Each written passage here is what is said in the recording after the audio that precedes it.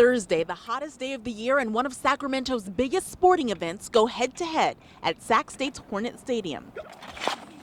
The athletes competing at the U.S. Track and Field Championships don't seem to be the type to worry about the weather. I go into a totally different zone where none of that even matters. So I might burn my fingerprints off, I might burn my knees, but I'm here to do a job. But for people there to watch that three-time Olympic medalist and people like her burn backsides from sitting in bleachers baking in the sun could be a real concern. We look at next week would have been perfect, but here we are. Sacramento Sports Commissioner Mike Sofia acknowledges spectators could be in for an uncomfortable day, but there are options for relief. We have, plenty of ice cold water, some misting zones. According to Sofia, the event brings in at least $10 million to Sacramento, but it's hard to put a true value on all of that positive publicity. This is an event that's broadcast around the country, around the world, so there's a lot of eyes on Sacramento this weekend. With Sacramento in the running to host the Olympic trials, he hopes the temperatures don't discourage spectators for showing their support for track and field. We want to show that Sacramento really embraces track and field.